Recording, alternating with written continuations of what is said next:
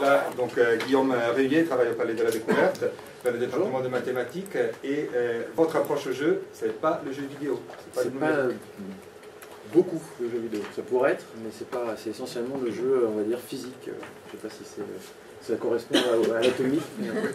Je travaille au Palais de la Découverte, qui est un musée scientifique parisien qui existe depuis 1937.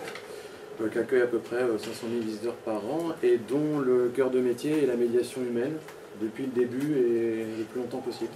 C'est-à-dire avec le contact direct entre des médiateurs scientifiques et le public.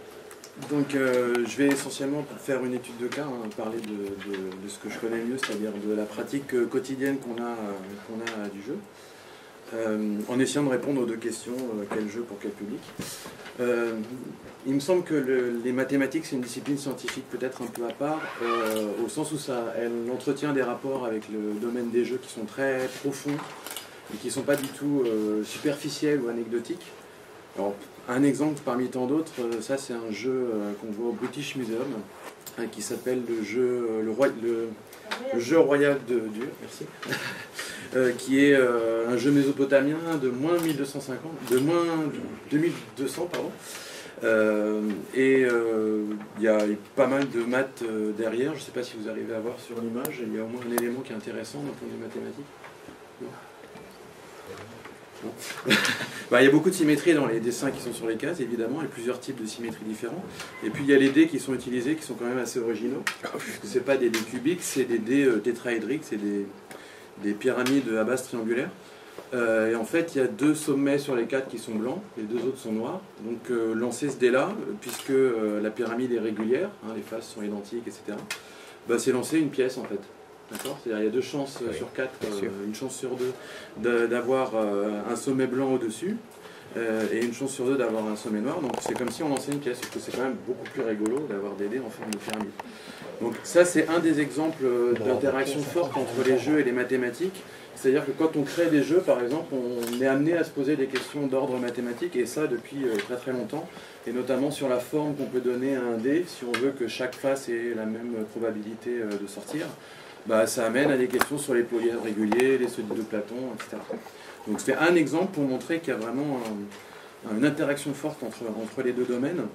Alors, il y a un champ très très vaste d'ailleurs dans cette interaction entre les deux. Il y a ce qu'on appelle les maths récréatives, il y a ce qu'on peut considérer comme des problèmes, il y a des livres de problèmes qui sont des grands classiques et qui peuvent être pris comme des jeux. Les Anglais parlent beaucoup de puzzle, au sens très large du terme d'ailleurs, c'est pas forcément des pièces qu'on manipule. On parle aussi de jeux de réflexion, enfin bref, je ne vais pas tout détailler. On a parlé d'énigmes tout à l'heure. Les visiteurs parlent beaucoup de casse-tête quand on montre les jeux, pour eux c'est des casse-têtes. Chinois d'ailleurs, je ne sais pas pourquoi spécialement chinois. Et il y a un champ des mathématiques qui est vraiment typiquement dont le champ d'étude sont les jeux, qui est la théorie des jeux. Et nous on appelle ça sous le vocable de récréation mathématique, qui s'inscrit en fait dans un contexte historique très très ancien. Bon, je vais pas trop détailler, mais vous avez Gaspard de Méziriac, Édouard Lucas, Dudonnet, Lloyd, Martin Gardner, Conway, etc., qui sont soit des mathématiciens, soit des ludologues, enfin bref, soit des vulgarisateurs, soit des journalistes, enfin, c'est un champ très très large. Alors très immodestement, on essaye de s'inscrire dans cette tradition-là. Et pour quel public ? Entre autres pour les scolaires. Donc on propose des ateliers où les scolaires viennent par demi-classe. Alors vous voyez les niveaux, c'est à peu près à partir du CM1, ça nous arrive de faire avec des CE2 assez régulièrement. Et puis ça n'a pas de limite.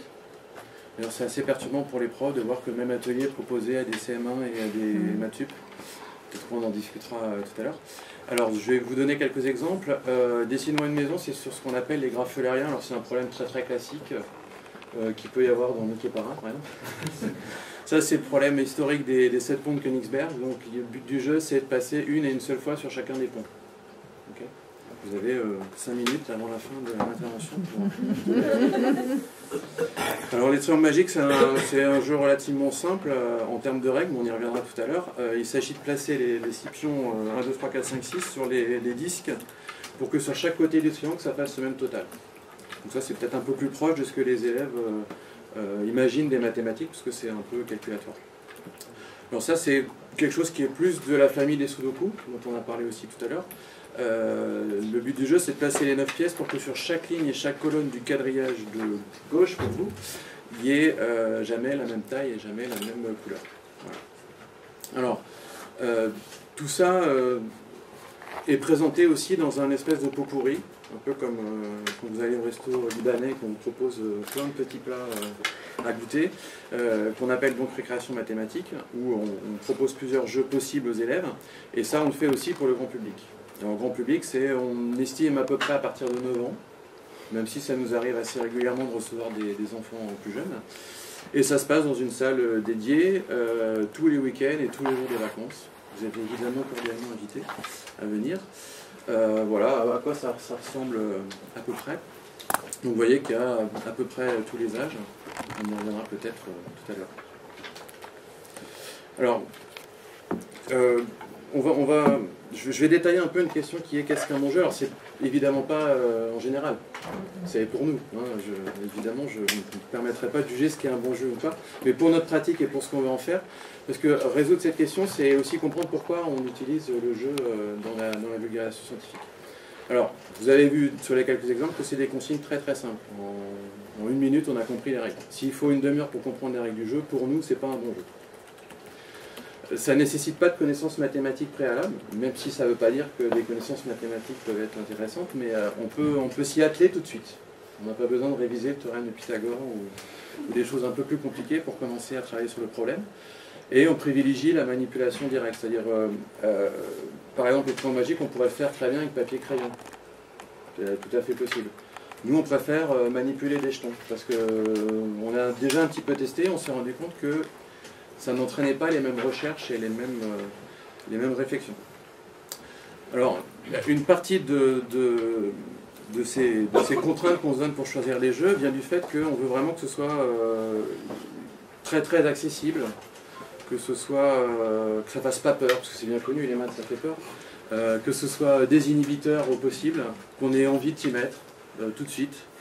Alors il y a du coup des choses assez intéressantes qui se passent, notamment dans l'image qui est en bas à gauche, puisque là on a des personnes qui ne se connaissaient pas du tout avant de venir dans l'atelier, et qui se mettent à travailler ensemble sur le même problème. Alors ça, quand ça arrive, on est super content, parce qu'ils s'échangent des réflexions, etc. C'est-à-dire que si on a parlé hier, je crois, de catégories de jeux, c'est des jeux qui sont des jeux individuels, ce pas des jeux de société, on ne joue pas l'un contre l'autre, même si on peut faire des jeux de société mathématiques, mais nous on a choisi des jeux individuels, mais le jeu individuel ça ne veut pas dire qu'on y joue forcément seul, mais qu'on peut partager avec d'autres personnes qui jouent sur le même jeu. Mais tout ça c'est rendu possible par le fait que les règles sont très très simples et par toutes les contraintes qu'on s'est données précédemment. Il y a un truc notamment auquel je tiens assez particulièrement, c'est le fait que ce soit intergénérationnel. C'est-à-dire que le jeu est un excellent moyen de créer du lien social, et notamment entre les générations, et d'avoir des jeux comme ça très très simples, alors qui ont en plus des niveaux. Là je vous ai montré que le premier niveau, mais il y a des niveaux différents, qui fait que chacun peut y trouver son compte, et même quelqu'un qui fait très rapidement le premier niveau, il peut aller un peu plus loin dans le problème. Et ça c'est assez intéressant pour faire travailler ensemble les parents, les grands-parents et les enfants.